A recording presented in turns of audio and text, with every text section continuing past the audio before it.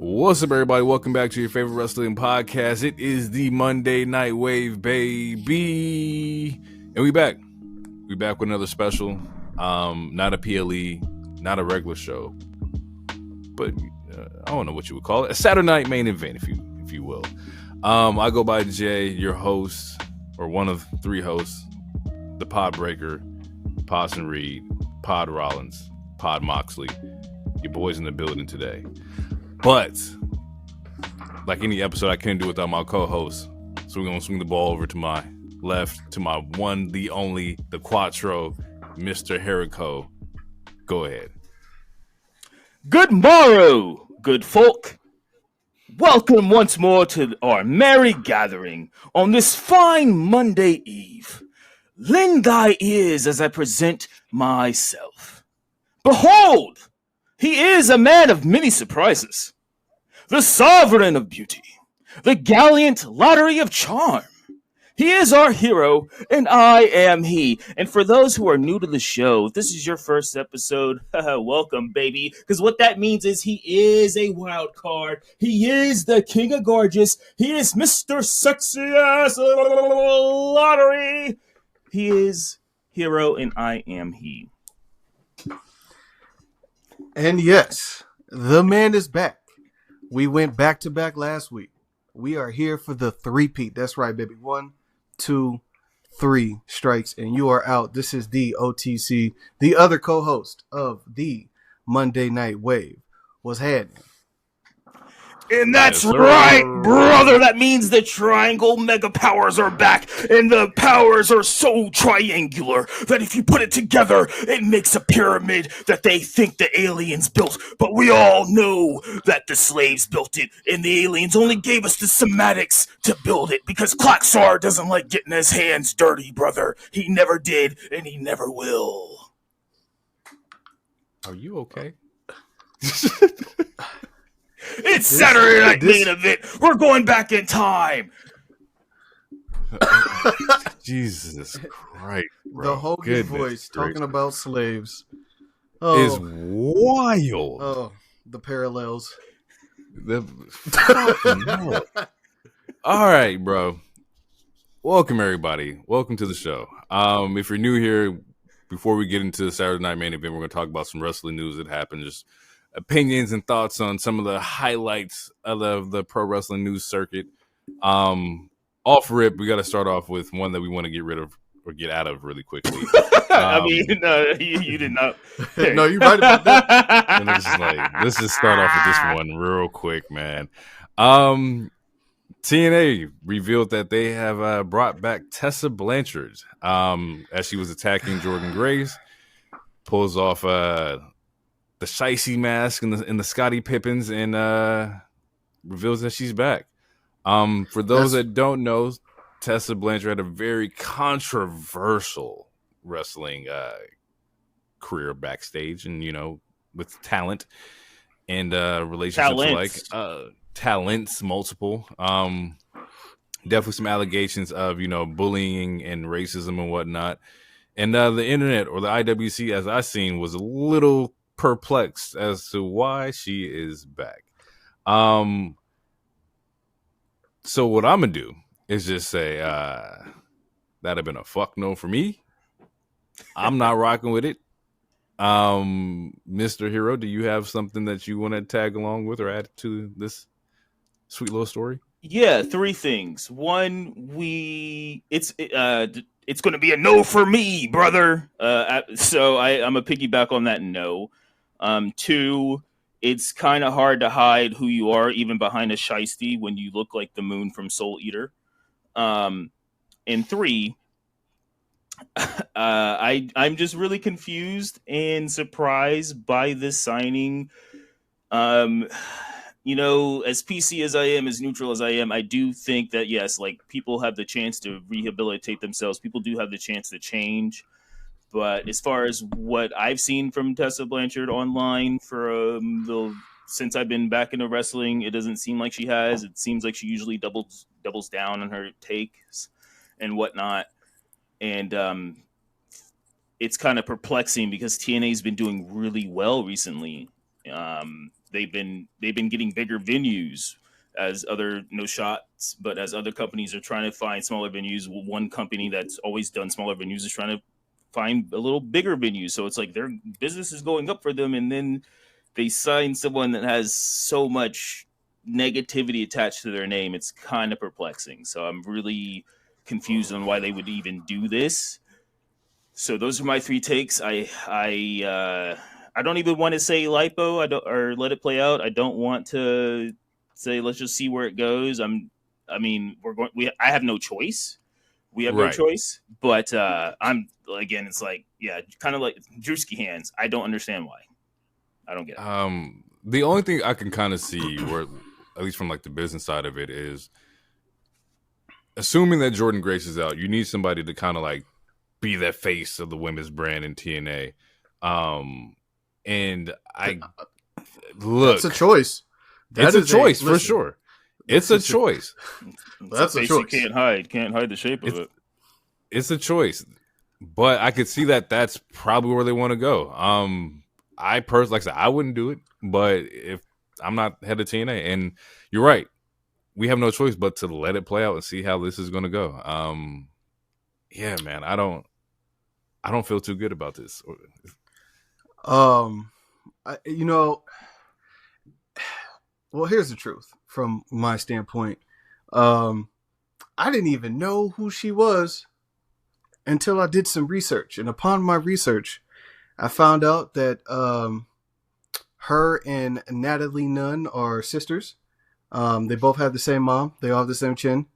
And in the 90s, she also was the inspiration for the Nega Chin from Fairly Odd Parents. So that's what I found out about Tessa.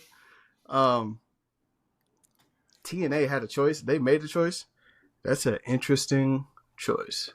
It is. That's all I'm going to say about that. It is definitely an interesting choice. And people did say you can see her chin through the shiesty. And I was like, that's wild, bro. Seeing the chin through the mask is hilarious. She will never have to worry about spilling food on her shirt.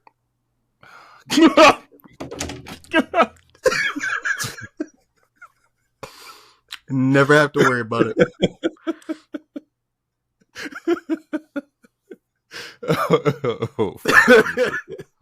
God, y'all is fucking funny. All right.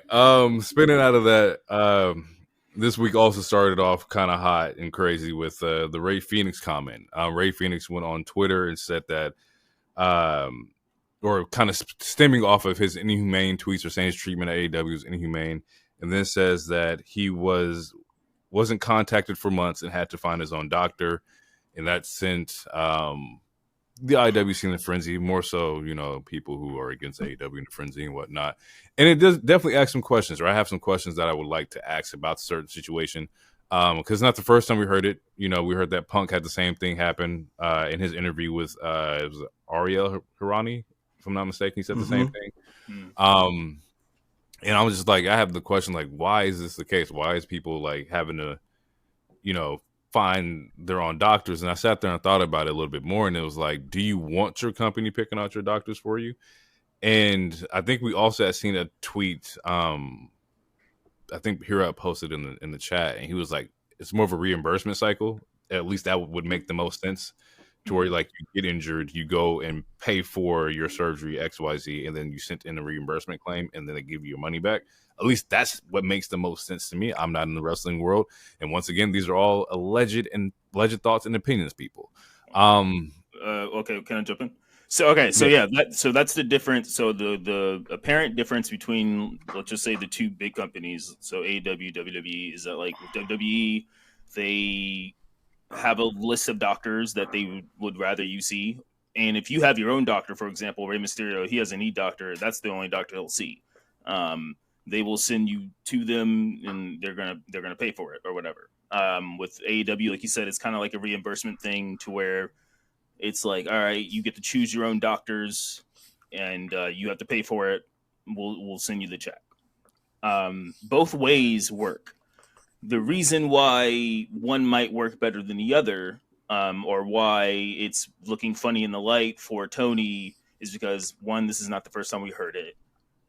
Two, the biggest issue really is not the fact that Ray would have to go through that route. It's the fact that, like, the biggest issue is the alleged ghosting, which we've heard that from there. I mean, that's been from multiple talents since, first year, whether it's Swole, whether it's Marco Stunt, Joey Janela, etc. Like, there's been multiple talent that say, like, I've been ghosted, I've been silently fired, or whatever the case is. So honestly, out of all Brian that, Nemeth. that's the biggest issue.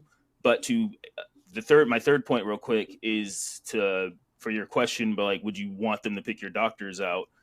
I would say, in this kind of line of work, I kind of want to say yes. And the reason I want to say yes is because we're all normal people, as far as having normal jobs and shit. None of us are rich or anything.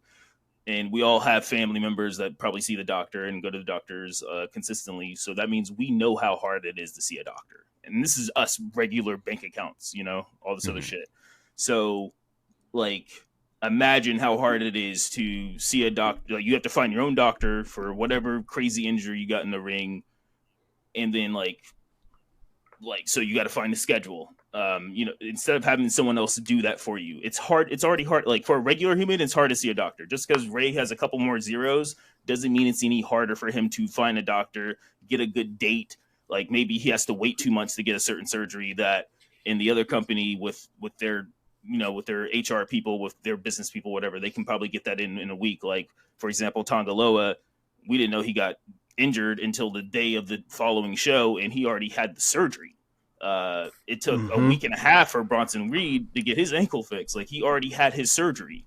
So that's where kind of like the difference is, where I would say, like, do I want the company to choose for me? I would say it's one of those yes and no's, but it also kind of depends on your line of work. In this line of work, I kind of want to say yes, in the sense, because again, like, we know how hard it is to get a doctor, especially with what's going to happen when we get this new president in and all this other stuff. Like, honestly, the easier it is for someone to might handle something like that, especially if you have broken English, because like maybe maybe the language barrier might be an issue. In this particular situation, we don't know. That's a concern of mine, but yeah, we don't know. Like, so I would say, like, yeah, maybe in this situation, I would prefer to have someone set up a doctor's appointment for me or whatever. That's the pros and cons between the jobs, and there's pros and cons with both methods for sure. So that's not me just saying there's cons on the AEW side. I think there's pros to both sides, because like, for example, Eddie Kingston, he was on record of, like, I hate insurance, so he's fine with this kind of life. In doing it that way, like, so yeah, again, there's pros and cons on both sides. I just so yeah, those were my 3 points. Let me because I do agree with everything that you said, and I'm gonna just add some more to it, to where, like, with AEW, we know that they have a lot of international stars. International medical insurance is not American insurance, so I would believe that there is probably some difficulties with that as well. When it also comes to choosing your doctors for you, that can work, but also at the same time, you may be comfortable with a doctor who may clear you early, and now they cleared you early unprepared, and now you go out and re-injure something, or you injure something even worse. And that ties into, like, I think I was reading with Fightful, and they were saying something that maybe there was an issue with him wanting to see a doctor that was going to clear him, and the AEW doctor maybe at the time did not feel like he was ready to go. And that's neither here nor there, but you got to think about those kind of things when we talk about, like, medical insurance and whatnot. Also, with AEW and the WWE differences is that WWE knows that you got injured in a WWE ring. So therefore, it's like, okay, we don't have to speculate where this injury even happened. Let's say hypothetically somebody is working in indie and they assign to AEW, but they get injured at the indie and go to AEW, and that's when they reveal the injury, or they shoot that they twisted their ankle there. There's a lot more complexities that happens with, like, insurance and whatnot, especially when there's reimbursement involved and you got, like, insurance fraud and stuff like that. At least that's how my head worked with it. It is very complicated. We also seen that Phoenix pulled the tweets.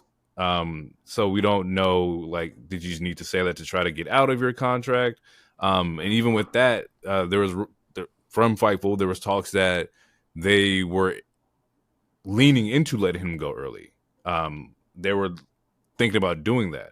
Now, I don't know if that's so much on the table as it was before, but yeah, it was all a lot of mess. definitely early in the week with this Ray Phoenix topic and whatnot. But hopefully the two sides can figure something out and get it resolved. But yeah, I very, very odd.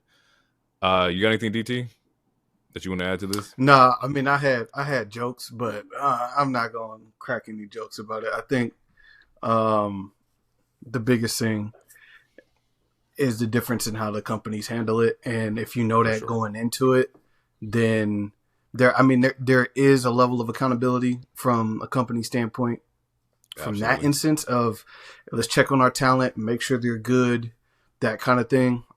Even if it's not Tony like himself doing it, someone should be doing it. Just, hey, how are things going? How are you feeling? How was surgery? Blah, blah, blah, blah, blah. So that's it for me. I think I was going to crack jokes and I cracked some earlier in the week, but it's not really that funny. So. All right, then. With the news out the way, let's get started, man. Saturday night main event. Long Island, New York, I believe that's where they're at with it. Packed out. People were in the building. Amazing. It looked fire. They sold out twice, damn near, because they had to open up more seats. Yeah, which is it's pretty wild.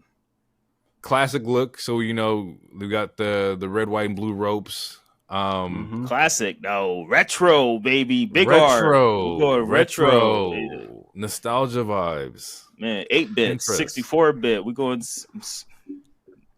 NES, baby. 64 like NES. Oh, NES. We're going SNES. With that, we saw first person that comes out is Jesse Ventura, right? Jesse Ventura opens the show. Okay, wait. Before that, real quick, because I made a note of it. So we before we see Ventura talking to Joe, which that was a cool moment. I'll let you finish that. We got the typical camera shots of like talent walking into the arena or whatever, and I made 2 notes of it. One note was because we know Kevin Owens has been doing this for a while, but on the show he's wearing a Gold Dust shirt. I thought that was absolutely hilarious. Yeah, that was fire. That was fire. Someone got to notice this. And then the other one was that when they were doing like the breakdown of each match, because they were showing the talent from each match, like walking into the arena, they showed the Judgment Day when they were talking about Liv's match. Finn and JD weren't a part of it. And then when they talked about the triple threat, you see JD and Finn walk in by themselves. Yep. So that's a little foreshadowing. I just had to literally, I was like, notice this. We got to notice this. But yeah, that was it. No, I definitely forgot about that. The Goldust shirt made me pop. That was funny. But yeah, we see Jesse Ventura come out with the feathers and the snakeskin jacket. And for me personally, I didn't see a lot of Jesse Ventura. By the time I was watching wrestling, dude was like long gone. But he was definitely part of like, my uncle's generation and stuff like that. Those kind of wrestlers that he grew up with. So it was definitely kind of cool to see him come back and do like this special. From Jesse Ventura though, we get Pat McAfee. The man has returned right next to Michael Cole. It feels good. I enjoy Cole and McAfee. I know that somebody here has an issue with Pat McAfee and just cannot stand him at all. Hero, how did you feel about Pat McAfee returning? Well, as you guys know, let's just peel back the curtain a little bit with our show.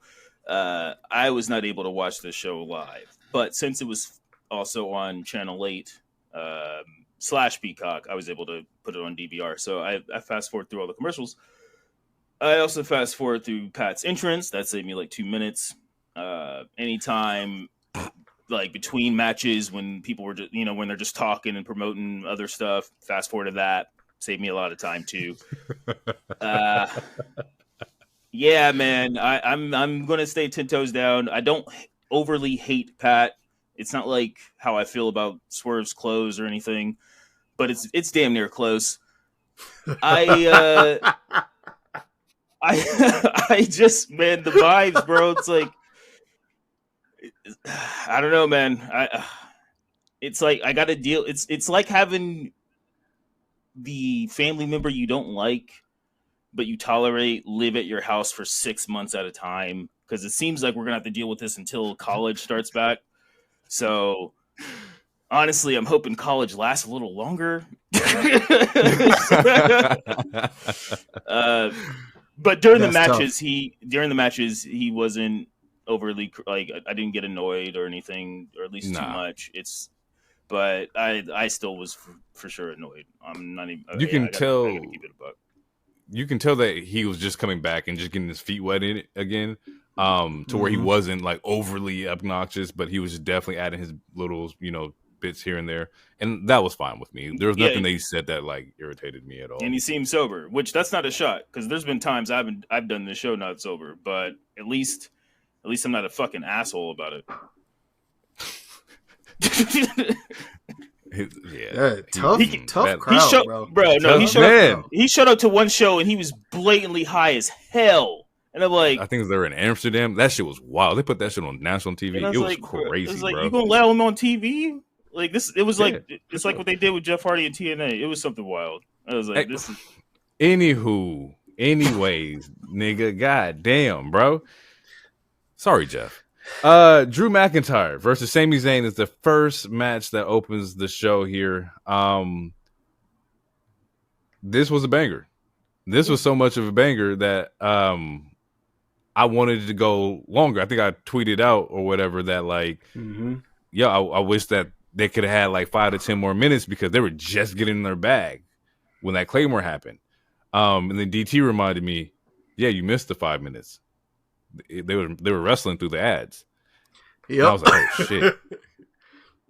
He's right. They were definitely wrestling through the ads. Yeah, if I'm not mistaken, the championship, the main event was the only one to get the picture-to-picture. Yeah, it was the only one that got picture-in-picture. Picture-in-picture.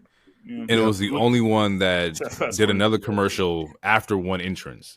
So like after KO's entrance, we had got a commercial, and then that led into the match with Cody and everything like that. But the only one that got picture-in-picture. How do we feel about the ads, yo? Let's just get this one out the gate already. I wasn't aware that it was just going to be a special. I was on the fence thinking that it was going to be like a PLE kind of like theme or thing. Until I hit the group chat, and I was like, "Oh, how long?" We talked about this last week. I thought we talked about this on the show. It was like it's going to be similar to like what Dynamite does with like winners. We did like theme. You did say that it was going to be like a theme show, but I didn't know it was going to be like a theme show with like crazy ads like a regular WWE show would. And that's why I went and hit the group chat this morning. I was like, "Oh, how long is the show?" And you're like, "Oh, it's going to be like 2 hours with ads." I was like, "Oh, shit. Okay, we're going to see how this plays out." But anyway. I know, I watched later. Didn't have to deal with all the ads that could rewind shit. But I still have a DT, take. He finished the show. He finished the show in 20 minutes, dog. Bro, I gotta catch up, guys. He finished that shit in 50 minutes. I was so mad. It was an hour and 15, I think. Fucking crazy. Listen, that's because he watched the entrances. If he didn't watch the entrances, he would have definitely got done in like 45. Well, I know. The high key, I fast forwarded someone through the entrances because it's like they just talk. Like Meechin's entrance, I fast forwarded through it. And, you didn't see the HBCU gear? That shit was fly. No, I saw it. I saw it through fast forward. I saw it. She turned her back around. I saw it. Yeah. Okay. I just didn't hear it. Gotta make sure we supporting, yo. DT, did the ads take you out of the experience? Was it as bad for you as it was for me? What's your take on it? How do you feel? The short answer is yes. The longer answer is, like you, I was, for whatever reason, under the impression this was going to be like a PLE. So I'm thinking, all right, y'all going to hit me with the ad at the beginning. I'm going to be able to watch this all the way through 2 hours straight. And then the first commercial hit, I feel like in like 5 minutes or something like that. And I was like, oh, damn, that's right. This is supposed to be on NBC on TV. Mm-hmm. And after that, I had to reel in my expectations. And literally, it was ad after ad after ad after ad. And it was like watching, I might as well just watch it on regular television as opposed to watching it on Peacock. At least give me something based on my algorithm or something. But this was like, they tried to sell a nigga Ozempic one time. Like, it was, I was like, all right, this is just a regular show from that standpoint. But it that took me out of it a little bit. But again, the presentation, the audience, how the ring was set up, the arena was set up, like that kept me in it. Even like I popped for the refs, like having the blue polo on and the black bow tie, That like show's fly. that did it for fly. me. I was like, oh yeah, let's go. Like, so it tempered my expectations, but the ads was kind of ass. I'm not gonna lie. Commercials, not even ads; they were commercials. Indeed, full commercials. Yeah, it made me think about, like, you know, with this Netflix move, right? They're already saying that, like, you know, Netflix already has its own ads. WWE said they're still going to do, like, their ads from their sponsors and whatnot. To where I'm thinking, like, man, anybody on that basic plan is about to get hit with ads after ads after ads from both Netflix and WWE. And that's just going to be fucking crazy. So, upgrade your plans, people. Going back to the show, and the match itself. Real quick. So I was the only one that had the expectation of what was going to happen.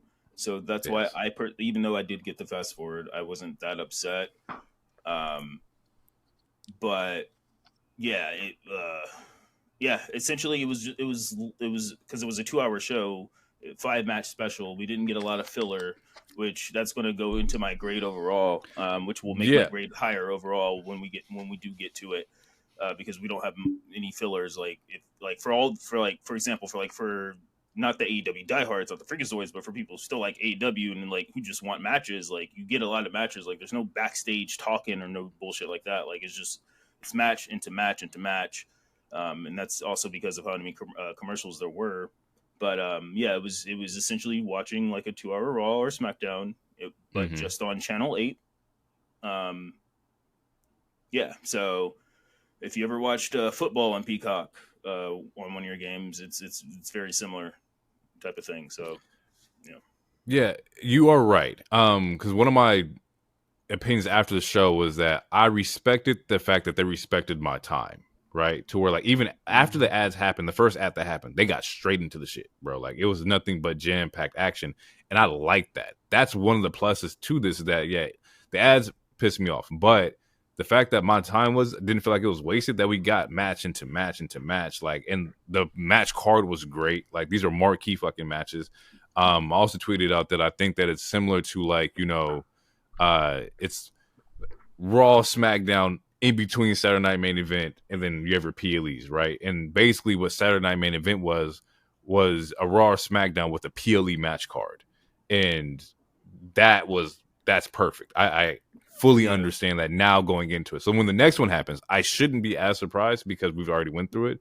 But yeah, it overall, I thought the show was neither bad nor good, but it was an experience. I liked it. I didn't have nothing crazy. Yeah, it was kind of like it's kind of like when people like ask you to watch like an anime you never seen before, but they give you like, here's the cheat sheet to skip all the fillers. Like this episode, like, there was no story building. Like it was match into match into match. Like we didn't have like, oh, what's happening with the New Day right now, or what's happening with Final. Like there was no other story building. This show was about this show. Everything that happened in this show was about this show.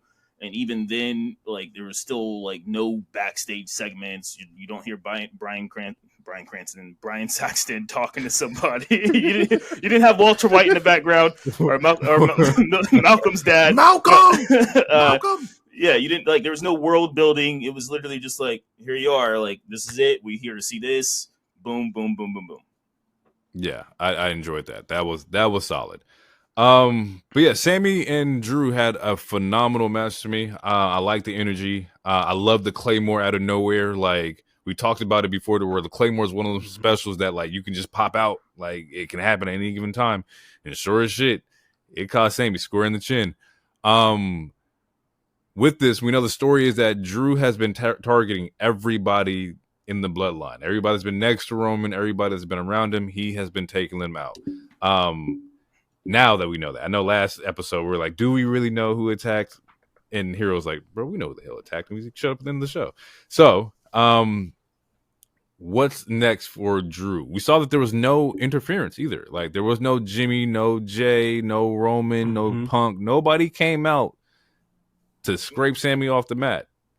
So and that's throughout the whole show, also, except for yeah, the U.S. Yeah. titles women's match. That's the only match that has any quote unquote interference or anything like that. Chicanery. But Yeah. like every match was pretty clean Was for clean. the most part. Again, like no fillers, no story building. It was just like niggas is fighting. I liked it. I liked it a lot. It's a showcase. It's a showcase. I don't remember what your question was. But where do we go? Where do we go? Because Drew's been targeting people. Okay, right. Like, where do you think his next victim is? Okay, based on your question, because we're not reviewing the other shows. So if you guys didn't watch not you guys as a YouTube, but if you guys didn't watch SmackDown, we see Jimmy open the show and he comes out with crutches and he's talking about Big Jim and his big toe, yada yada, and we see a Claymore. So that further proves that yes, Drew is attacking everyone else in the OG bloodline. Just for context for people who might not have known, because we're not doing a regular show. Do we do Jay versus Drew at the next one in January, the next Saturday night main event in Texas? Or are we going to get? Do we think Drew's on that card? I would assume that he's on that card. So it's probably going to happen at Raw for Netflix. After the match with Sami and backstage, this was on social media. Drew McIntyre says 1 down, 4 to go. And I sat there, I was like, 4? I started counting the names. I was like, wait a minute. Is he talking? He gonna go after CM Punk again? So there's that. So he has 4 people on his hit list. Okay. You got Jay, you got Jimmy, and Roman. It's not gonna be Paul. So it could be Paul. Because could it be Solo? It could be Solo. Mm-hmm. I'm going to lean, based off of what DT's telling us, I'm going to lean towards Paul only because we just had this crazy trilogy feud end at Bad Blood. Mm-hmm. And then it looks like Punk is going to be obviously tied with Seth / maybe Gunther. So I feel like that 4th might be Paul, is where I'm going to lean towards. The only reason why I would say I would lean against Paul, he's obviously like, one, it could diminish the bump he took back in July. 2, it brings him back around to Seth and Punk. Wait, okay. Because there was that 20-minute promo, huh? No, I have a question. I'll let you finish. Okay. There was that 20-minute promo exchange that they had leading up to the special guest referee match, etc. So, I don't know, because right now he's floating in between both shows, and he's been marked or ear tagged as talent that might flip shows. So that's the only thing that I could see, like why I would say it wouldn't be Paul Heyman. Okay, my question is, and Loner, you can answer this too when you get a chance. Why, if he did attack Paul, why would that diminish what the new bloodline did? Because Paul Heyman doesn't get attacked that often. So if he gets attacked like twice a year, is that diminishing previous attacks, or why was that your take? If you think, because that was such a pivotal point in that storyline, and such a it was like a jumping, like a God, what's the word? Call it a trampoline, like for Solo's ascension. Yep. And again, the same initial reaction I had at the end of this showcase, which we'll talk about later, is if you're doing something for the shock and the awe to elevate talent or to elevate a scenario or situation, if you repeat it again, it takes the mustard off of it. It doesn't hit the same, and it becomes an everyday thing. So that's like, it would have to be a crazy scenario or something. Like, it wouldn't be a bump if it's Paul Heyman. It would have to be something else. All right, well, hear me out real quick again before you. I agree with you, because that's how certain people, that's how certain people feel. Like if you have blood every single week or something like that, it kind of diminishes it. Mm-hmm. But there's a difference like if we're talking about power ranking or power levels as far as like damage output, putting someone through a table is a lot more damage heavy and could take you off of TV for the 5 months that it took Heyman off versus a Claymore. If Drew just did a Claymore, that's maybe 2-3 weeks off. That's a little less. It's not as detrimental or damaging as putting someone through a table. Does that make sense? Well, Yeah, I don't. yeah. I don't think it's necessarily like the move and the damage aspect. I think it's more of like the reason behind you're doing it. The reason behind the powerbomb is that, like DT said, it just ascended Solo. It made him the biggest heel in WWE currently right now. If Drew is attacking Paul and it's not going to be as big of an impact as, that, then there's no point in him, attacking him if he's not going to be the biggest heel in Raw or something like that. There has to be a reason for Drew to do it that makes sense for the stories to continue, 6, 7, 8 months down the line. I think that's the only way to get Roman's attention. I think that's why. I don't think so. And the reason why I would say that is because if Roman is attempting to get the Ulafala back, be the head of the table again, etc., and if he has we saw what Roman was like with no tribe. If you start taking off his soldiers and there's no one there, like the moment if Jay comes back, when Jay comes back and they wrestle, Drew is going to take Jay out. We already know he's not going to wrestle Jimmy. Jimmy has a broken toe, so we might not see Jimmy till a little later. But if he takes out Jay, say at Raw, right, for Netflix, you immediately have to be on Roman's radar, because now it's like, oh, you are literally picking off everyone to get up to me. The other reason, real quick, why I would say also Punk, is because he's attacking people that went back to Roman. It's the same thing that's kind of going on with Seth's thought process. It's like, why are you guys just going back to Roman and going back to be this quote unquote family? And we did all of this work to tear it down and take it down. He hasn't even apologized to you. So that was also Drew's like behind the scenes and guerrilla piece as well. A week ago when he talked about quick. I think I know where this is going. I think that like Solo and Roman they're fighting at Netflix, right? That's the tribal combat match. Mm-hmm. Like you said before, it's 0-1. The story here is that Roman wants to get the Ulafala from Solo. No, they're 1-1. They're 1-1. They're 1-1. What I said behind the scenes was that they both lost tribal chief match or tribal combat match. Okay, but as far as this feud goes, they're 1-1. Roman wants the Ulafala. We're trying to get Roman's attention. If attacking people don't get your attention, it's already kind of crazy. But what if Drew costs him the Ulafala? Here's my what okay. if that's what if there's a Claymore? That's possible. So here's my thing based off of what you and DT just said. Okay, so the reason why I think picking off someone like a Jay and a Sami isn't going to fully get Roman's attention is because at Jan 6th, he's focused on this Ulafala. There's been multiple rumors that The Rock is finally going to show up. I think that's what's going to cause Roman to lose that match. So if that's what happens, then again that means Drew. What if the fourth person isn't Punk and it isn't Paul, but it's Cody? Because Cody is someone else who helped Roman Reigns at Bad Blood. That's my only other guess who that fourth person could be. I feel like the lines would get crossed too soon because of like the KO shit that happened. We got months for all this to plan out. Because if Rock shows up at January and costs Roman the Ulafala, that's going to eventually set up Rock and Roman for Mania, hypothetically, because that's what everyone wants. That still gives us months and months. Like, we still got to wait for Jimmy to come back and have his whole actual feud, because he can't have a feud right now. So there's months of world building that they can do with Drew. I don't think they're going to automatically go to Punk. Like, him and Punk just had the best feud of the year / best match of the year. They're not going to instantly go back to that.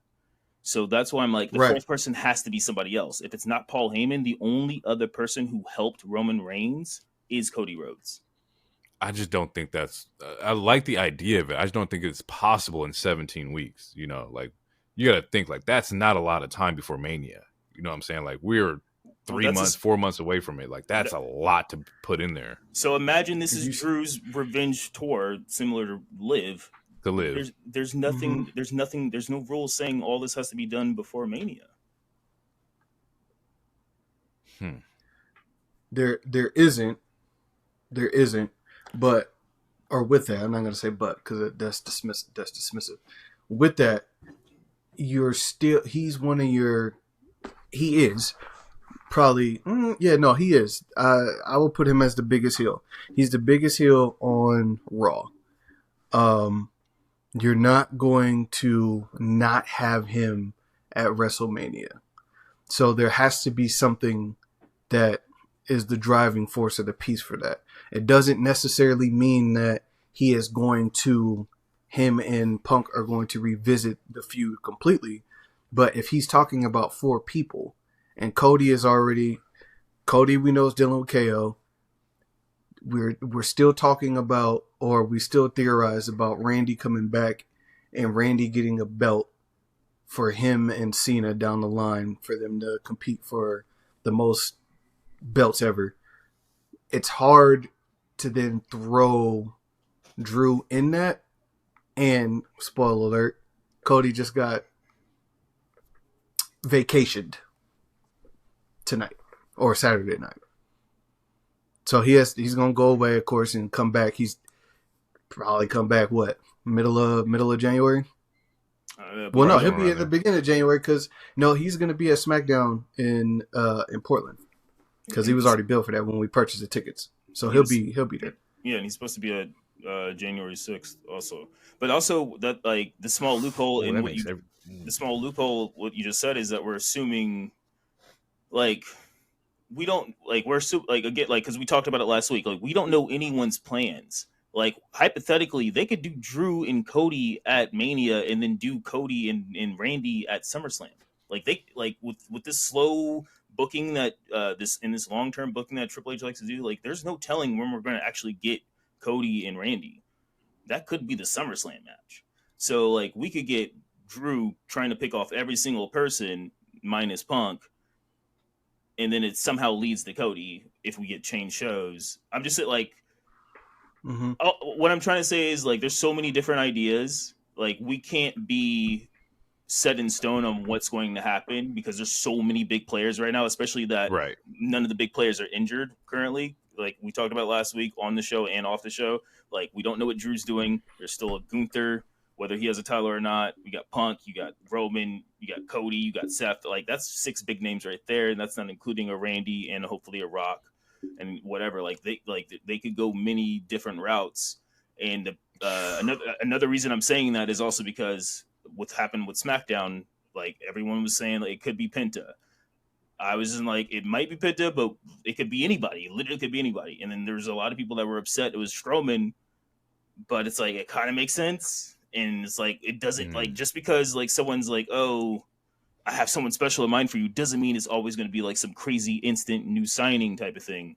We have to, as fans, especially in this new era, when this new era has been really good at pulling things under our leg. It's been predictable, but it's also been good at like swerving us. We can't get our expectations high and just expect just random shit to happen the way that we're personally booking it. Nor would they do it like that. I don't think they would do Penta as like a surprise like opponent for like Carmelo. Like that wouldn't make any sense just from like a promotion standpoint, you know? The only reason I said it might be is because they did it with Motor City, but Motor City. But we had known that Motor City had signed with WWE, you know. Right, exactly. We have known. If we didn't know Penta had signed with WWE, he just popped up on SmackDown, that shit would have been crazy. But typically we kind of know ahead of time like where people are going and whatnot. Right. To get back on track with the Saturday Night main event, the next match was Iyo Sky versus Liv Morgan. For the women's belt. This match I enjoyed. It was Liv's first clean match in a really fucking long time, and I've been asking for it. I've been asking for no interference, and I finally got it, and I loved it. I'm cool with it, yo. She held her own against Iyo, which is a tremendous opponent. You know, like Iyo gets nothing but praise from me. Took a brutal knee to the face, ended up bloodying her nose, and like you got busy. I seen Liv get busy. That's all I wanted. I have nothing negative to say about this, like at all. I did want Iyo to win because I thought at that moment that like, you know, it was going to be some Judgment Day Raquel interference where like, Jesus, I don't need to see this anymore. But the fact that it was clean, I was like, okay, so she can stand her own. She can do it without Raquel in the corner. Be the champion. And she showed me that she was a champion. Do we have any thoughts, comments, concerns here? No, a great match. I think it played out the way I expected it to play out. And again, I think it's a case of like the physicality. If it's a opponent that's bigger than Liv, she's gonna need Raquel. If it's somebody that's around her stature, around her same wrestling style, it showcases. I mean, we knew she could wrestle, and they even talked about during the show. But Hero might have skipped this because he was fast forwarding. That Liv Morgan was up for Wrestler of the Year. So we know she can wrestle. We know she can work. Yeah. I did skip that. Didn't hear it. Yep. See. Yeah. Match was fire to me. Loved it. I was surprised that it was a clean finish. I'm not mad at it. There's a small part of me that wish it wasn't clean, just because I feel like in my mind, Iyo's like super strong. So it's like, oh man. But no, like this to me, this was a good match. I wouldn't change anything. It was fire. This was probably one of Liv's best matches. The only reason I wish it wasn't clean is just because I feel like as of right now, I'm picking Iyo to win the Rumble, and whoever has the title at that time, I'm thinking Iyo gets that Mania match. As of right now, it's only December, so. Yeah, but no, match was fire. Match was a great ass match. Iyo pulled the rolling German suplex, the triple which Germans, was like the triple Germans. Yeah. And there was a spot because we know Iyo's good for at least one slip. Mm-hmm. And there was a moment where she slipped, and it went right into a code breaker, and the way that Liv did it, save the moment. That's the thing. I was like, it was so clean and so smooth. I almost think it was booked that way. I don't know. Like that's how good it was. So if it wasn't, like if that was literally just a moment where she slipped, she was supposed to jump into a code breaker, and like if that's the case, Liv did such a good job recovering that, because it looked so smooth to where it was like, oh yeah, she didn't get all of it or whatever, whatever bullshit the announcers usually say, she slipped and it was just like straight into the knees, and it was like, oh, it was smooth. So it was solid. Yeah, if that was an accident, like that makes, I feel like that should give people more reason to give Liv praise and stop acting like she can't wrestle, because these last 2-3 years she's proven that she belongs on this roster. We can't just keep underlooking her. Like she is a good wrestler. Like she is good at her job, in and out of the ring, as far as like facial cues, as far as promos, yada yada. Like Liv is good, and Iyo's absolutely fucking amazing. I just wanted to be. There booked was like this.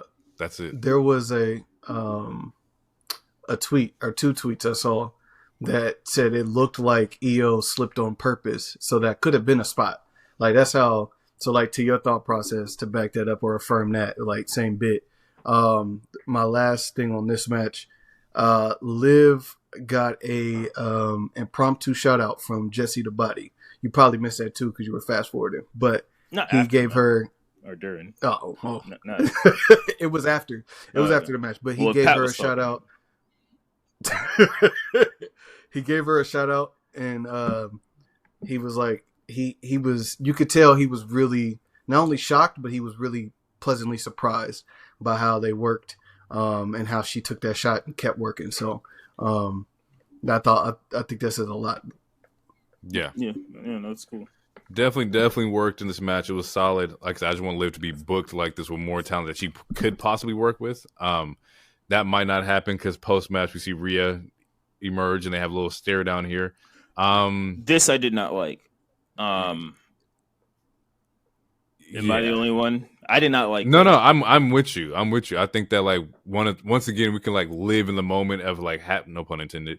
Live in the moment of having like her win and be like the champion and walk out, but to immediately kind of like stomp on that with like the entrance of Rhea is like, god damn, like we know the beef is still there, but it's like let her have this one moment, No, I feel that the reason I didn't like it was because like you came out, you guys have a stare down. What the fuck? Like you've been beefing for like 5 months. You're breaking faces with bats. You're doing all this crazy shit. You're putting Dom in shark cages, and then after like 5 months of this crazy beef, you just have a stare down. Like no, like the fact that Raquel, like honestly, if I'm Liv, the fact that you didn't like Raquel didn't just instantly just start squabbling. Like what the fuck? Why are you here? There's. To me, it just doesn't make any sense based off of all the booking that we've been watching for the last however many months. Like, there shouldn't have been a stare down. It's a 2v1 situation. Beat her ass, just like you did in NXT parking lot, etc., etc. And you had Dom. Yeah. So that's a 3v1, really, if you want to get gully with it. So the reason why is because I think H was trying to keep the crowd hot. You got to get Rhea out there. She don't have no matches. She's a babyface. They're gonna pop every time she comes out. That's literally all that was. And to prep for Raw for Netflix for sure. It was those two things. Outside of that, doesn't make any sense. There's no point. But those were the two. That was like a business decision. Yeah, go out there. Your music gonna pop. Because if you hear the crowd, as soon like that was again, they popped that way for her every time. So. All right. Triple threat time. Priest, Gunther, Finn Balor, World Heavyweight Championship match. Oh, man. I was like, I can tell. I was like, you shake your head like, no. I like, man, this they was smacking in this one, yo. They was going down. And the thing is, like, it was everybody equally got they shine in this match. Finn went off. Priest went off, Gunther went off. Like everybody equally got to show like why they could be the case for the champion. Everybody had their moments where like, oh shit, he might be the champion. Like this is going to be his window of opportunity here. I think this put Gunther back in his bag though. He needed to get this one to kind of like get back on his ring general mode. You saw like the switch flipped, and he gets a little bit more aggressive with Priest. He drop kicks the demon back into Finn, for the finish. So it's like yo, the man might be back, yo. And he actually played with the crowd twice. Like there was a moment where like he did a move or some shit, and he's like, "Come on!" Like he's beating his chest. Yeah, like, let's go. Got me hyped up. I was ready to fucking do some shit too. I didn't do nothing though, but I was ready. I listened to my general. Match was absolute fire. The ending was great. I didn't write down like any spots.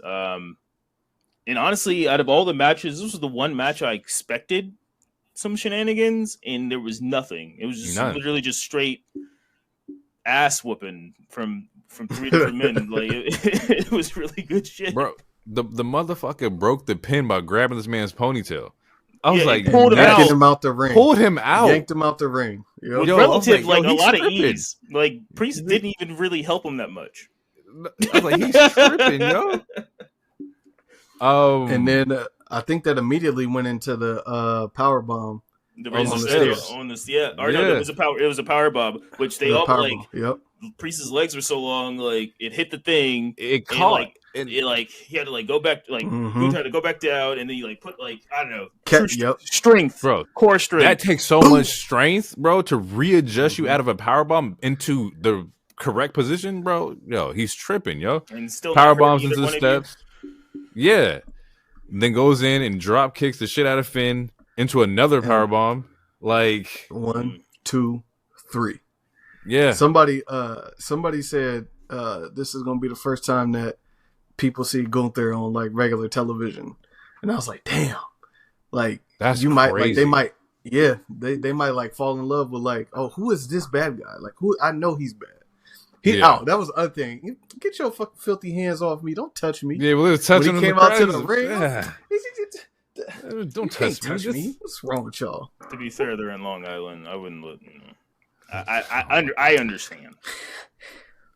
I can't wait. I can't wait until there's like fucking WrestleMania in like Buffalo, and they give you tickets to go like front row. I just want to see how you act. Oh, they're never gonna do an outside theater in the Northeast ever again for WrestleMania. I mean, if it's summertime, that's done. They might push it. You know, it might be a May 1st WrestleMania in like 2035. We don't know. But I just want to know if he gets tickets to go to a Mania in Buffalo in their front row seats, is he going to go? You remember before? And he gonna talk shit the whole time. Absolutely. You remember before Moxley left the E and he had that little stint where he was like, "I'm gonna wear a gas mask because everybody stink." Yeah, I'll be wearing a gas mask. You would have thought it was Chernobyl there. I'll wear a whole clean suit. Jesus Christ, man. Chelsea Green, Michin, inaugural women's championship, U.S. championship match. This one I didn't have I know we knew it could come here, right? It can get to Chelsea and Michin. I didn't have a favorite of who I wanted to win it, and I was very much so watching this one neutral as fuck. They had a great match too. Yeah, like fantastic match. They had a great match, yo. So much so that I might have to walk back my claims on like the comedic aspect of Chelsea. If Chelsea can get down like this, my bad. I know you had that in your bag, player. Like my fault. Respect. Cause she was wrestling. Yeah. She was wrestling. She was selling spots. Yeah, it was solid. What you got, DT? I was gonna say, would you say you understand it now? Oh, I understand it now. You understand it now? Right. I understand it now for sure. For sure. Chelsea won me over.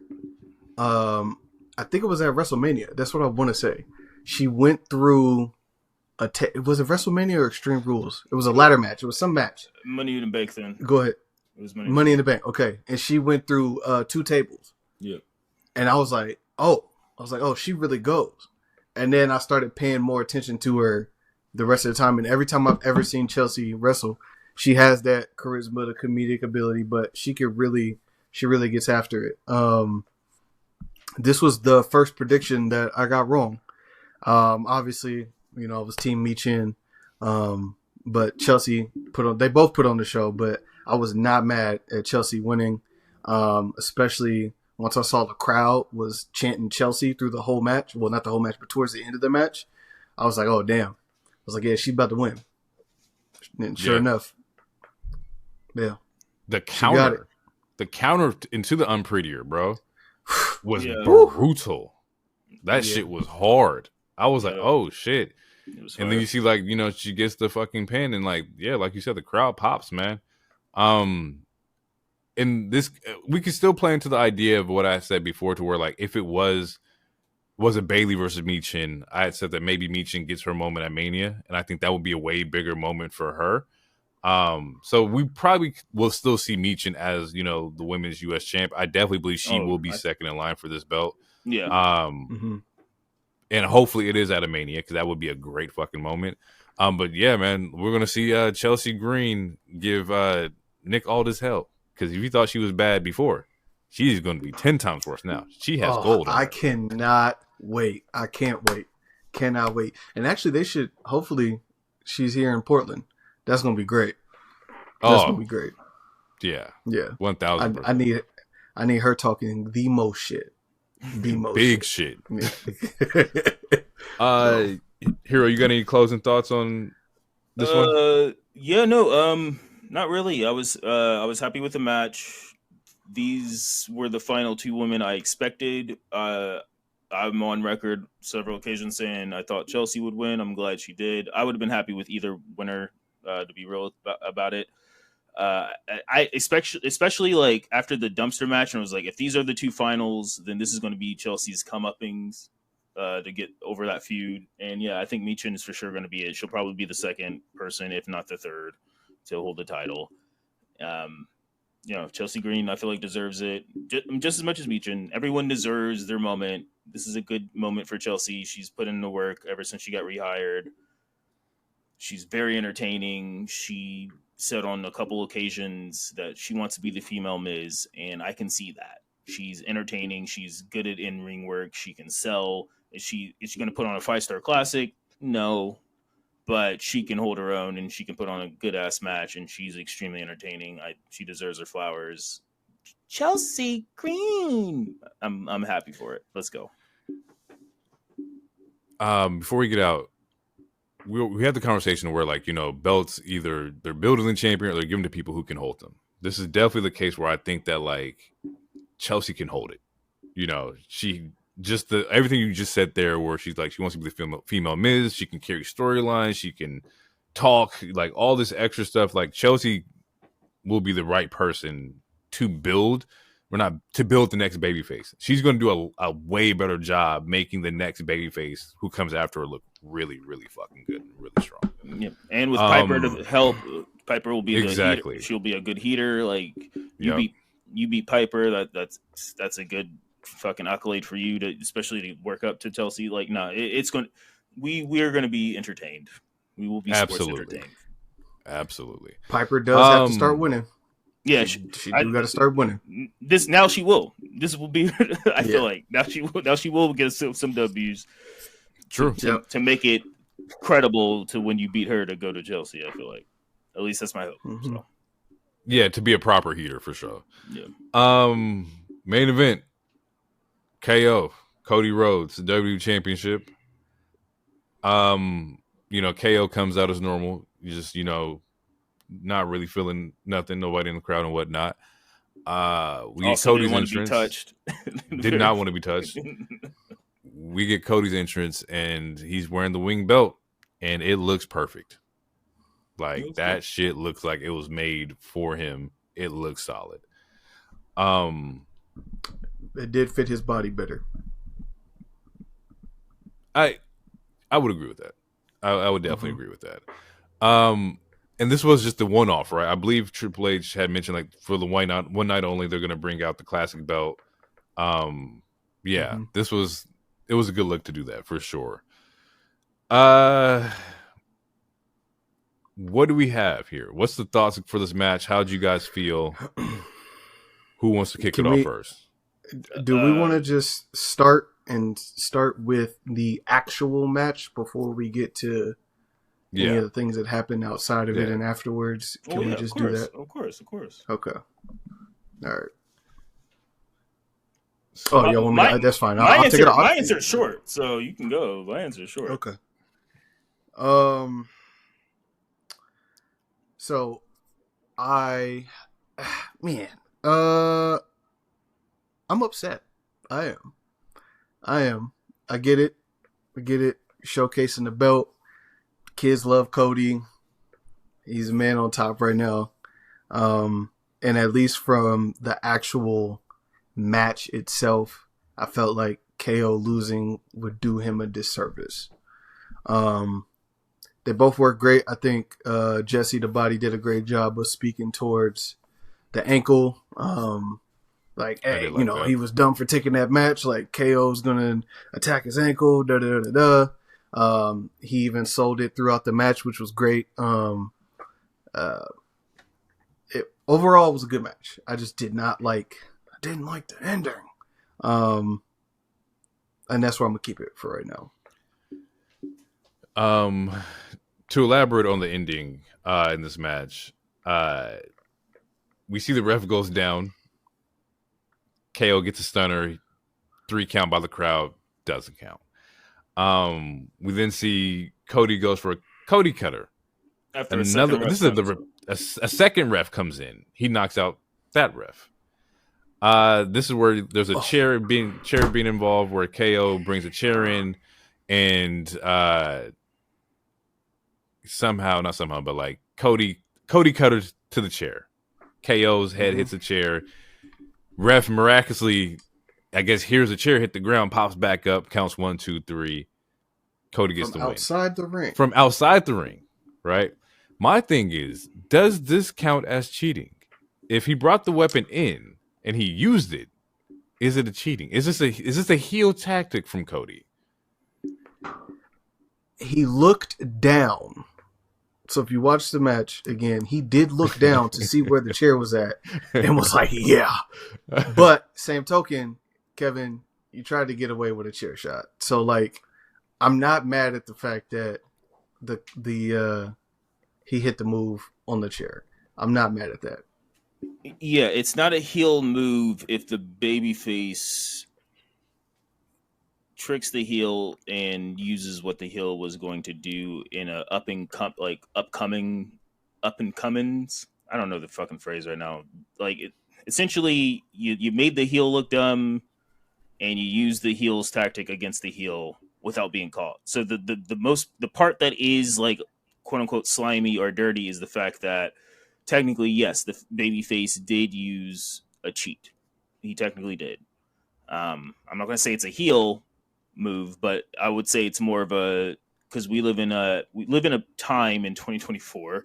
Not to sound historical right now, but we live in a time where it's easy to be in the gray area. It's easy to be the anti-hero. That's why we have 3 Venom films. That's why we just got Kraven.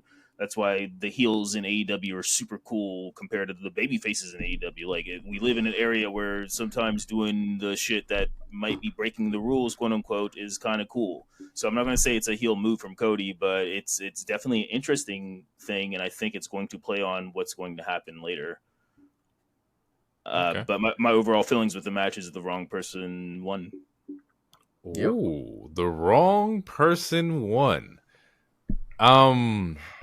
Did we? I know we talked about it, but do we truly believe that this was going to be KO's moment? That Cody was going to lose the belt here, not on a PLE, but on a special? Realistically, was that? Well, I don't think that. It's one I of don't those think that was going to happen.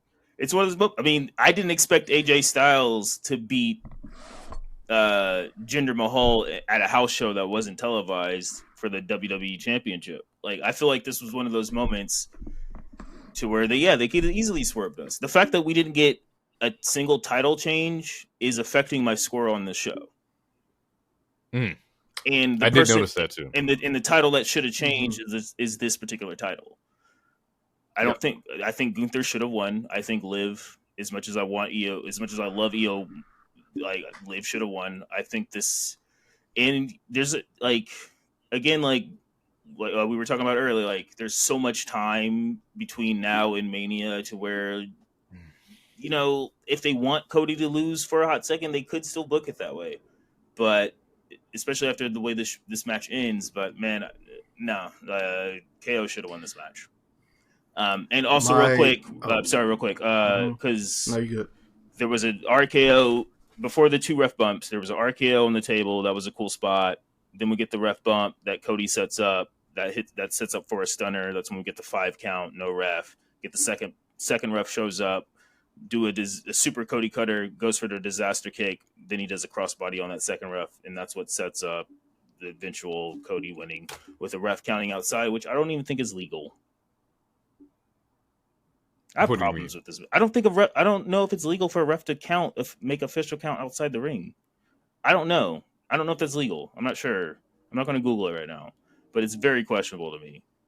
So basically what you're saying is that you think, and for the audience, that the ref has to slide in and be physically in the ring to make the count. In my mind, yes. Unless it's falls count anywhere, right? Yes, in my mind, yes. But if the pin takes place in the ring, it should still count. I feel like Have you got to you be in the ever ring. seen a ref count from outside the ring? No, I haven't. I just thought that if the bodies are in the ring, he can still make the pin whether he's standing up outside the ring. I'm going to say no, but my only counter to agree with what you're saying, Loner, is the fact that the ref was right there. So it was like he could see both shoulders. A la of like, the Gunther Randy match or any other match where it's like, well, I didn't see that their shoulder was up. Mm-hmm. So I feel like since he could see, quote unquote, both shoulders, sure. But to my limited wrestling knowledge, I feel like you're supposed to be in the ring, especially if it's not. Yeah, it's a regular ass match. It's a normal match. It's a normal ass match. You can't do that shit in 2K. not to use a video game as the end all be all, but like Charles, get your ass in the ring. Charles couldn't slide in the ring. And it was funny because I was looking at the camera angle. I was like, he's really small or this ring is huge. He's just sitting there like shoulders up, like just making the count, and it looked kind of funny to me. But you may be on to something. He is really small though. Yeah, Charles. He is really small in person. Then I think for the. They purposely hire small refs and small ring people, not ring announcers, but like interviewers, so that it makes the wrestlers look taller. Wrestlers look bigger, look huge. Yeah. Which is you why can't have a 6'5" ref. Well, I mean, that would be funny though. That was like Tom Phillips, who used to be in the company. He had when he did backstage interviews, he had to like split his legs so that he wasn't taller than everybody else because he was actually like 6 something. So it's a visual thing. Same reason why Tom Cruise, who's only like 5'3", looks fucking 6 foot in every fucking movie. Fair. That's the show cuts off there. It's fact. The show cuts off Zeno there. can't give you height. That's the show of Scientology. I'm sorry. Jesus Christ. I knew what it was. I was like, this, but it's where you pull that from. The pocket that you pull these moments out are insane. Show ends there, right? And then after the show, socials are blowing up. There's a clip out. The first clip I see is KO's arguing with Triple H. I was like, why the fuck is KO arguing with Triple H? What the fuck happened? Keep scrolling, and then we see that KO goes on a fucking frenzy and pile drivers Cody in the middle of the ring. Stretchers get pulled out. They're carrying him off. As I'm making a tweet, I get a great text message from somebody, and he is fuming. So, with that fuming individual, like to get some shit off his chest, Mr. DT. What is your thoughts on what just happened here?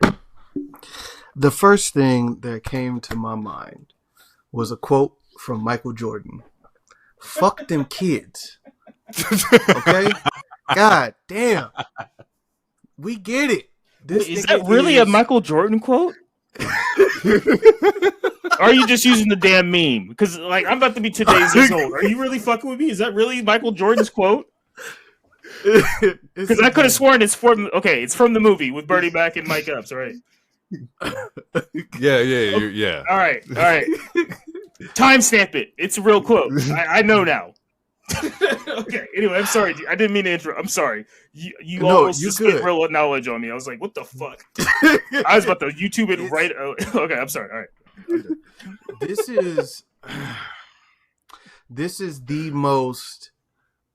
is a time where this is not about the art. This is about the goddamn dollar sign. And it's very rare that I will make an argument like this for wrestling because everything is done for a reason. The moment, was it Wednesday or Tuesday? The moment that they showed the clip of H going to Cody saying, hey, we only gonna do this one time, we knew exactly what the fuck it was. It was the belt that Cody has been, let me not say crying because it's gonna sound like I'm a hater. It was the belt that Cody has been dying to have around his waist, campaigning, all of those things. Yes. We knew what it was. Soon as that was the play, that's why I sent it in the group chat. I was like, Cody is for sure winning. The play, give him the belt, let him showcase the belt, create those core memories for the kids, potentially bring back some nostalgia for all the older adults. But then on top of that, as soon as the bell rings, there is a WWE shop link for the winged belt signed by Cody Rhodes, which I clicked it because I just wanted to see how much they were charging. You couldn't even find the belt. So that let me know it was either glitching because so many people were buying it and clicking on it, or they hadn't yet put it up. So that was my first thing, is fuck those kids. We're trying to tell a story here. Fuck them kids. We get it. He's the superhero. He's Superman. He come out with the cape. It's the red, white, and blue. You got to have something good about America so kids have something to look up to. I understand all of those things. To me, and the text that I sent to Loner, my problem is the logic behind it. Because now you have to decide, and this was before the video came out, but now you have to decide, is this pile driver going to count? It has to count because he just did a pile driver to Randy Orton. We haven't seen Randy Orton for 2 months. And so there's no way it that has to count. What do you mean by it has to count? What I mean is this has to count now into the story of of Cody and KO. Meaning you can't just have this moment happen just to like showcase like a piece of a story for the fans that were not watching on television. The people who were there live got to see this happen live. The people who were watching television didn't get to see it because it cut off immediately after. You get Cody kissing the mat, looking up to the sky, crying, happy that he won. It has to count towards the storyline.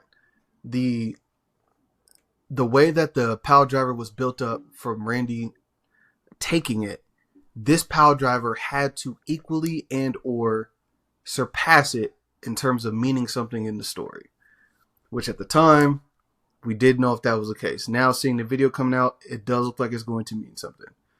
So that was my first thing. The second thing is, if you're going to give Cody time off, why not just drop the belt to KO so you can push the storyline? He wins. Cody has something to come back for and fight for. Are you going to make him vacate the title because he's in the hospital? Are we just not going to see it now because you've already pre-recorded? Now I'm going to sound like one. Oh my God. Anyway, are we not going to see the title now because he's quote unquote laid up on the shelf? You can't have him vacated because he just won it. He's a defending champion. That, like, to me, there's so many issues and negative pieces about this point that I'm gonna just let it play out. But my initial thought process on all of that was this was dumb, and I think I'm gonna stop right there and let y'all have a piece. I'll interject a little later, but I was very upset. Very upset. I was upset, and I'm gonna let you close out, Hero. With the idea of that we didn't see it, right? This definitely should have been like the icebreaker, or not the icebreaker, but the big moment at the end of the show. The fact that it was cut off, or it cut off and we didn't get to see this, kind of made me mad. And this was different from when KO punched Cody in the parking lot for Bad Blood. This one has an effect to the story, right? The pile driver is a key moment of the story that they've been telling with KO. So this one definitely should have been shown to us. Whether you cut out an ad to help us see this, or maybe take out one of the ref spots, we still would have had enough time to see KO pop up or get frustrated and come back and do the pile driver, and then the show ends. I'm good with that. I don't necessarily think that Cody may be taking a vacation right now because the whole Netflix show is coming up. Plus, SmackDown's taped for next week as well, to where I think Cody should be on that as well, or I would at least hope. But we'll see. I don't know where to go with this because, like you said, I do agree that if he's on vacation, you could have just had him drop the belt, and then the big pop when he came back would have been fucking huge. But if he's not going to drop the belt, and KO stole his wing belt now, how do we create a story out of this? Like, what's the story here? Is Cody going to pop back up and come back after the belt that's not actually his WWE Championship belt, or did KO actually steal the WWE Championship? Like, what's for continuity, as Hero likes to say? If the pile driver, that for all intents and purposes, now that we've seen this one be hit a lot cleaner and smoother, for the pile driver on Randy that was not as clean to put Randy out for 2 months with Randy's stature, his build, it's just not. This is one of those times where I'm nitpicking. It's just not believable for me to see Cody pop back up in 3 weeks, and we have not seen Randy. Now, if Randy would have came back tonight at the end of the show or something or whatever, okay, because then to me you're saying, all right, he was out, but he wasn't out that long. It makes it a little more believable for me to assume that Cody's going to be back faster. For Cody to now pop up later on with the regular belt, Hero. Well, I mean, he's booked for here, so he's gonna be at SmackDown for sure. You're saying he's gonna be at Raw as well. To me, it cheapens the power driver that was done to Randy. And I know Hero probably want to speak about back injuries, neck injuries, which they built up in that. But if you're telling me that this move has been banned for 10 years, it's not allowed to be used. He used it on somebody who's 6'5", 290, who's been out now for 2 months. And then he uses it on another guy who is, I'm not going to say half his size, but another guy who is smaller. We shouldn't see Cody Rhodes for a minute. Technically. Well, looks like we all want Hero's thoughts and opinions on this. Mr. Heroic, what do you have for us? Okay. I agree that we should not see Cody for a minute. The reason why Randy's is more serious is because, yes, the injuries and yada yada, but those injuries were like real life technical injuries. Like there was a huge chance he might have never came back for Survivor Series. So that's why they are heavily emphasizing why Randy still isn't here. Does that make it more justifiable? I guess not, but I don't know, that's wrestling, and if that's not a good answer, I apologize for that. But like they're similar to what I was saying earlier with like taking a finisher power ranking versus taking a finisher through a table when we were talking about Paul Heyman. Like if you're taking a banned move and you literally just came back from a life-threatening injury, like such as a Big E or an Edge or whatever, then yeah, technically, kayfabe-wise, quote-unquote, you should be a little longer than the Superman, Captain America babyface that you have as your current champion, who will be back sooner. If he comes back sooner and they have a rematch, Cody should definitely lose the fucking rematch. If he doesn't, I don't know what's going to happen afterwards. I will be pulling out a couple dreads, I feel like. Because, again, I feel like KO should have won this match, especially if he's going to go on a quote-unquote break. But he's been advertised for January 6th. DT said he's been advertised for January 12th or 11th. That's the show in our town. Yeah, I don't know. It's all a little, to me, it is a little perplexing. I will say this. There's still so much random ample time for them to do a bunch of storylines. There is a chance to where maybe they do the rematch next Saturday night, which is mid-January. Cody could lose that, then he could win it back at Elimination Chamber. They could do that, or Cody just never loses, or Cody just. I don't think he will. I don't think he's going to lose. Which is, to me, it's fine. It's fine if it makes sense, but at the same time, it just kind of have to be fine, because I had to deal with 4 years of someone not losing, and it was not losing. I knew that was going to be the case. Ooh, yeah, but it's not. No, but it's not spicy. It's not. It's not spicy because it's wrestling. Like if this is the person that they really want to champion for a year and a half, like he's not going to, like I will put my, like, he's not going to get the Roman Reigns push as far as like having the title for 4 years. He is going to lose this. But if they want to give him a full 1 year to like make his legacy proud or whatever the hell, I can see it. Sure, whatever the hell. But he's going to lose this title. I thought this was the perfect time. If that's the case, if he's gonna have a year, don't have him take a pile driver. Have KO. KO missed the chair in the match. Fuck it, I'm not missing it now. Beat his ass with the chair after the match. True. I can believe he comes back at the beginning of January after being attacked by a chair. But I just saw Randall Keith Orton get put on the shelf for 2 months, and he's 6'5", 290. So I'm pulling from here. Real quick. Go ahead. If this rematch happens, let's say this rematch happens in January at the next Saturday night. Okay, because all right, for example, because again, I feel like they're trying to make Cody the next John Cena, right? And John Cena did a bunch of crazy shit that actually, at some point, it did turn the fans off because it's like he's beating 8 niggas at a Super time. Cena. You know, Nexus like he beat Super all Cena the was Nexus. nuts. Like, yeah, like if they're trying to make Super Cody, then it for sure. That 8 to 49, that 18 to 49 demographic, a lot of them will go back to AEW. I promise you. But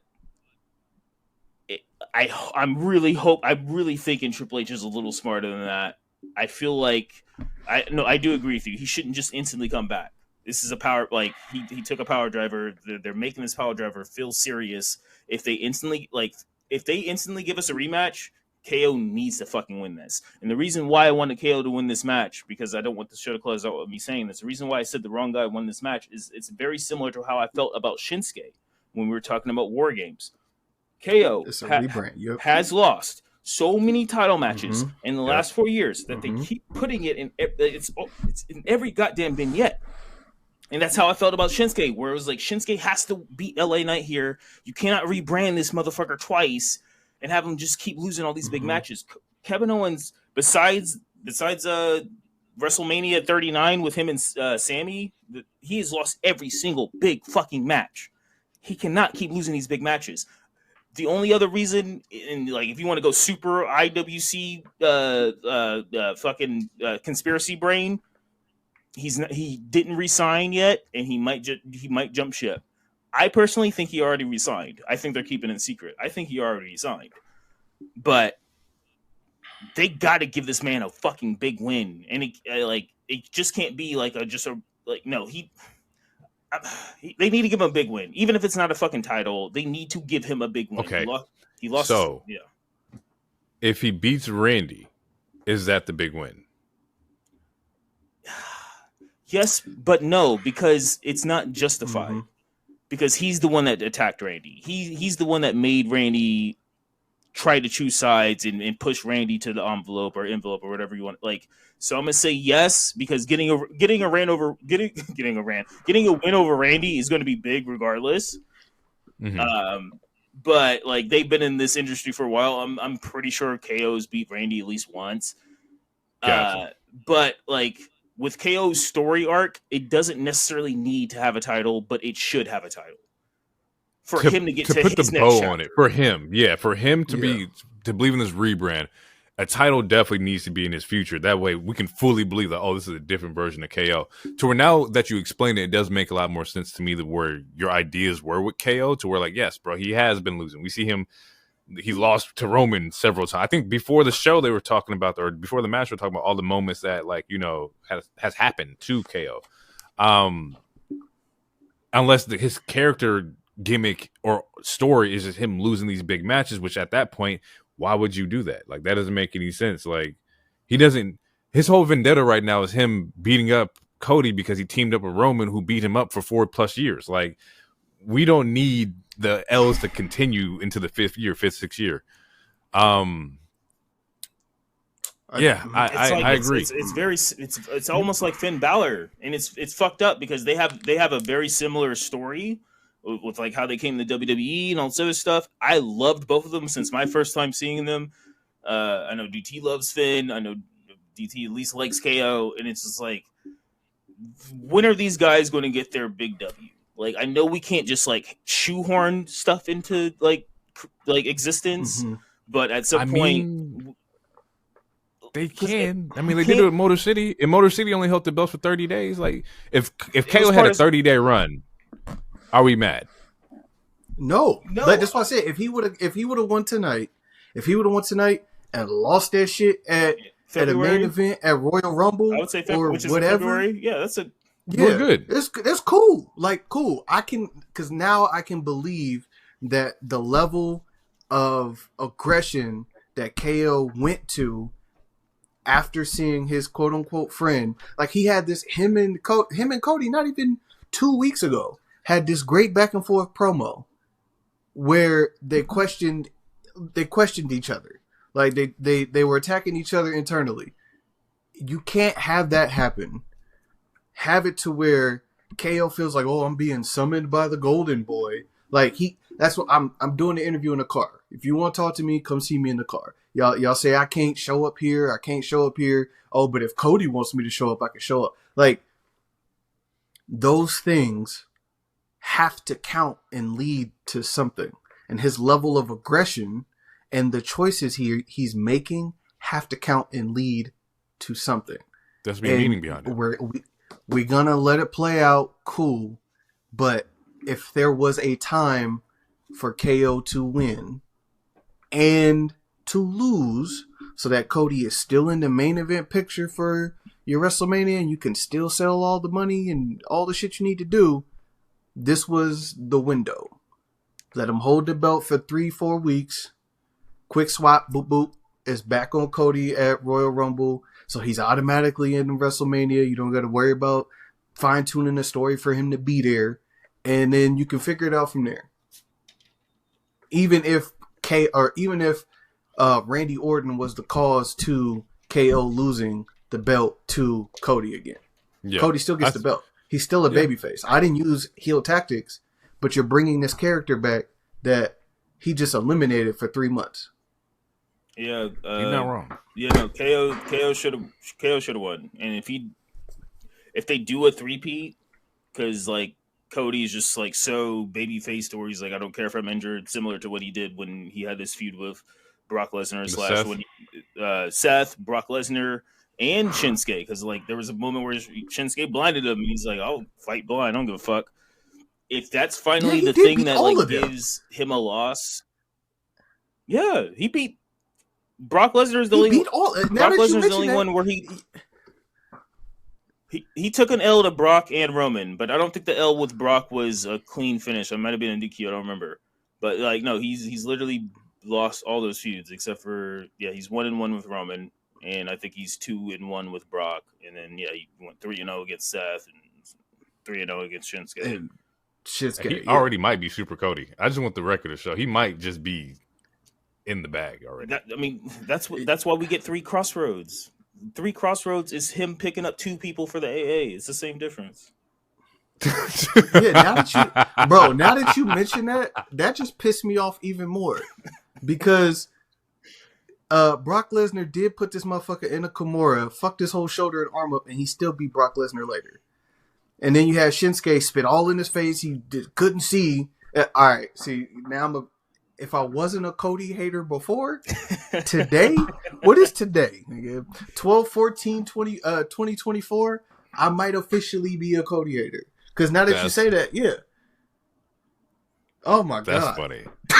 like again, like there's we could find and I know I said this on the show before. Like we can find a balance between having these Gunther / Roman Reigns type reigns versus playing patty cake, which is like what Cena and Randy Orton did in like 2007 and 8. Like there could be a difference. Like during the pandemic when Drew won, there was a point in time like he had a good 2 months. He lost to Randy after in the second match, and then he won the belt back against Randy like a month or 2 after.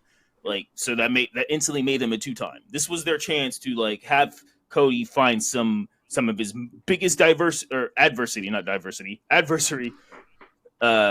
since fucking fighting Roman, and then having him build himself back up, which is what baby faces are like. That's why baby face pushes are the greatest. Like it's all about the push, not when they get the fucking W. Like that's why like soon as Cody won, people were like, oh, I don't know, I'm not really feeling this shit. And it's like, well, it's because he's not chasing the title. The babyface chase is way more than when the babyface is victorious. It's almost scientific, unfortunately. This was their chance to be like, all right, this is Cody's real first fucking like crazy enemy since Roman at WrestleMania 39. And they could have had him build back up, and then you slowly involve Randy into all that mix of whatever. But and there's still a chance for them to do this. They still could do this. Maybe that's what I'm missing is that we haven't had a big bad for Cody that made it feel like there was pressure on Cody. All the people and that's what this was. That's what this could have been, was the big bad to bring on the Roman bloodline kind of like pressure for Cody. Because right now, everything for him, all his matches don't seem like they have any weight to him. And that was my issue with like his run. Is I don't like his championship matches because none of the big bads feel like big bads. Nobody's winning like did anything crazy. It at least shit since Mania, since Roman and Rock, since we saw Rock sit there and threaten his mom with the belt, it was like there hasn't been anybody on the WWE roster aside from Rock and Roman that made it feel like Cody's belt or championship reign was in danger. AJ was close. With KO. AJ was close, but this KO, AJ was. I would say AJ was slightly close, and then in just like they jumped the shark. But this like last 3-4 this was weeks, it. This was it, and they still could capitalize based off of how the show ended. They could capitalize on it if Cody does his like, no, I'm good to go, coach. Yeah, I want to. He should definitely lose. Loses, if he does that, he should lose. Yeah, that then we could. I will be fine with it. I'll be like, all right, I ate a lot of crow this episode. That's fine. I'm Jon Snow. That's great. But goddamn it, if they still do the Super Cena shit. Then it's like, man. Or they save him with an RKO from Randy, and now he got the belt again, and now you're like, fuck. Yeah, it's a lot that can possibly happen here, bro. Yeah, it's a lot. Listen, I'm the opposite. I just realized I got on a gray robe. I'm the opposite of Dave LaGreca. If he pushing Cody, I'm pushing against him. That's where I'm at with it. I'm in a gray robe, and I'm standing here 10 toes down. Do I got any? I don't got no coffee or nothing, and I ain't got no wife in the house. But I'm letting y'all niggas know right now, I'm mad, and I'm against it. All right. Okay. In closing, what? This man said, I ain't got a wife in here. What are we ranking the show out of 10? What are we giving it? Hero, you just started earlier to where like your numbers were slightly off based on people not lose championships and shit like that. What's your numbers? Okay, out of 10.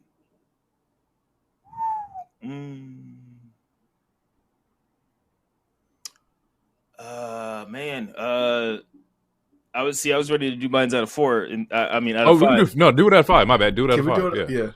Okay, if it's a 5, I'm gonna do. I think you're gonna say 3. No, I'm gonna do a 4 even. Dare I even say 3.8? But I'm gonna do a 4 even. I don't like. I think the show felt important, but it did not feel important enough to where it tipped the scales between a regular show, a special show, and a PLE. To me, it almost felt like I watched a really good Raw or a really good SmackDown. The only difference is that there was no filler. Like every single match was good, and the fact that there was no like filler or like world building, it makes the show go by even quicker. But man, the fact that it's not even the fact that it's not even the fact that it's the title change that I wanted to happen. The fact that there was nothing changed. Like there's no, when I say there was no world building, like that's actually really fully correct. Fuck the backstage segments. Like nothing changed. Everyone who was supposed to win or needed to win technically like kind of won. Like nothing, like so almost this show almost doesn't necessarily matter as far as like all the story arcs go, except for the fucking last match where you see a fucking injury and then you get a new champion. Those are like the only 2 arcs that really truly matter, and even then it's like, ugh. So if that's the case, I gotta go middle in the road. So if we're doing out of 5, I'll do 3.5 based off of what I just said. What you got, DT? Or I can do mine. I'm at a 2.83. And the reason why is a lot of it that Hero said, but I judge it a little differently because like it is a special, it's a theme. It's like one of those, if it's not a PLE, and this is like one of your theme shows, these ones are supposed to be better than your Raws and SmackDowns. I've seen better Raws and SmackDowns this year. And last week's Raw was like, that's what I'm saying. So like, and compared to what you said to, we're like, yeah, you could have, oh fuck, I forgot about this, and just watch Raw and nothing changed. You're right, it doesn't really mean anything. Like like I said, besides the last match or the not even the last match, the fucking internet clip. You even got to watch the fucking show. You can just watch the fucking clip of KO pile driving, and that's the only thing that matters. So, yeah, I'm gonna stick to my 2.8. I think that like it should be better. I think the next one will be better. But I can't give this a 3 or 3.5 when I've seen better SmackDowns and Raws. That's just me. Question before I give my rating. Since you both have said the same thing in terms of the show not meaning anything. Okay, wait, real quick. When Roman didn't show up? No. And when I mean no, that's not why Roman didn't show up, because Roman didn't. No. When I mean it doesn't mean anything. He was on the billing. He was on the billing at first, and they took him off. To do what? Uwa is worth 1.5. Uwa has to. He can't just. He just. Okay. Do we know his character? He doesn't just walk in and does Uwa. Okay, like who's he Uwaing to? Yeah, no. You guys are just no, absolutely not. I was asking a legitimate question, okay, and I had more to expound on. Okay, I'm sorry. What I mean by it doesn't mean anything, or the show didn't mean anything, is just that besides the Chelsea Green one, like there's no storyline. There's nothing that advanced anything except for the ending of that main event. But the ending of that main event, even though it does quote unquote advance stuff, it's for sure not in the way that I want it. So there's some bias with that. But it's just like Gunther retained, Liv retained. Drew still beat Sami because Sami's never beat Drew before. Cody retains, and so yeah. Other than literally the last two matches, nothing new technically happened, and even then, with that last match, Cody still retained. So I'm only going to say just the women's match. 1.5 things new happened in this whole show. 1.5. But that's why I was because like I said, the other half didn't happen. It happened on TikTok or on fucking Instagram or whatever. Like one thing changed in this fucking show. The rest of it we didn't see as the viewers who watching the show. I can't grade it on that. I can't add extra. I can't add the DLC. But I'm not going to consider this episode like a random filler in an anime where it's like, yeah, you can skip it. Like you should watch the show. But as far as because the match, it was a good show. As far as story arcs advancing, like not much is like everyone that you thought would have won more than likely for sure kind of won. I mean, I don't know. DT, wrap it up. What you got? It was a joke. That's why I said it, because nothing's happening here. So why do I need to show up if we're not doing anything? You said wait, Jay, you said a 2.8, a 2.8, yeah, 2.8, right? 2.83, and then Hero, you said like a 3.5. I'm going 3.8 to 4. Okay, so ironically enough, I'm in the middle. I had it at a solid 3. I think the nostalgia piece was amazing. The matches, with the exception of the last one, were really good.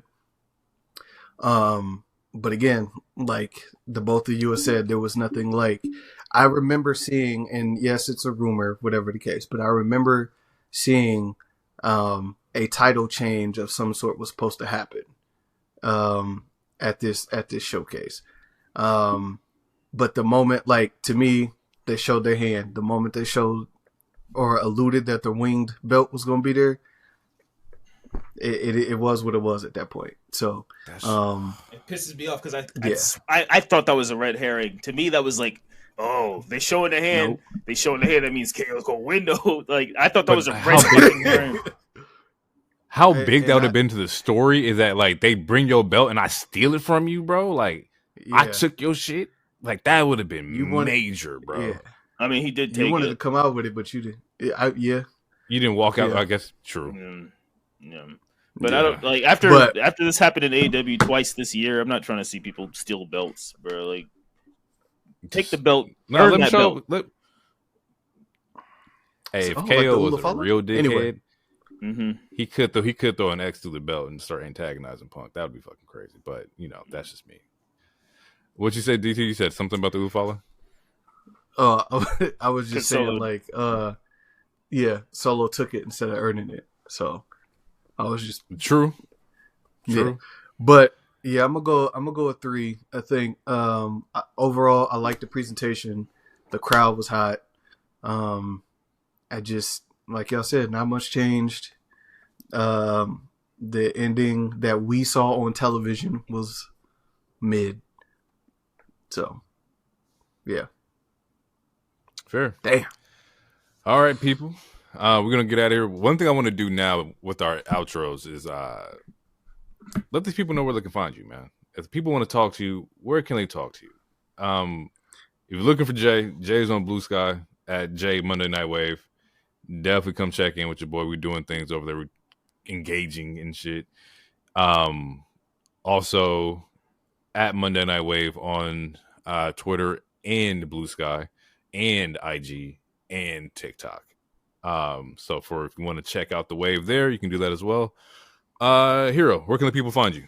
You could find me on all those, but you should only find me on Blue Sky, because if you follow me on anything else, I won't accept it. I won't even pay attention to it. Matter of fact, if you talk to me, I'm going to ignore you probably, unless it's on Blue Sky. That's where you'll find the nice hero. If you want babyface hero, you'll find me on Blue Sky, because anything else, I don't need your follows. I don't want your follows, except for on Blue Sky. Okay. DT. Which is Heroic Raider, I think, at Blue Sky. Like, tell me the name, nigga. Yeah, what? Heroic Rager on Blue Sky. DT, what you got? Same with the BLUESKY. We on the BLUESKY. I deep down BLUESKY. You know what I'm saying? That's where I'm at, mostly talking about wrestling. You can also find me on X as well. Yeah. That's where we at with it. All right. That's where we at with it. Heroic Rager on Blue Sky. I Deep Down on Blue Sky. J Monday Night Wave on Blue Sky. We're going to get out of here. Hopefully you guys enjoyed this episode. If you made it this far, a little sneak peek. We're on break for the next 2 weeks. We'll pop back up in January. I believe January, like after the Netflix episode, we'll be up. We just took a pile driver. We took a personal pile driver. We will be dropping some videos for you guys. These videos are not the normal ones that we've been uploading on YouTube. These ones are going to have full visuals, people. And full nudity, straight up. Just all over. I'm for sure editing all that out, bro. That's fucking crazy. My God. I mean, you can at least bleep it. You ain't gotta. No, it's going to be bleeped. I'm gonna leave this part in, but what you just said there, time the fuck stamped. I'm gonna do the SpongeBob dolphin noises. That's what's gonna happen there. When they were cussing on SpongeBob and the dolphins, that's what's gonna be right there. Jesus Christ, man! Say that, bro. All that, yo. Oh my God! You didn't gotta say anything. That's the dolphin noise. God, all right, people. It's a beverage. Thank y'all for tuning in. Beverage.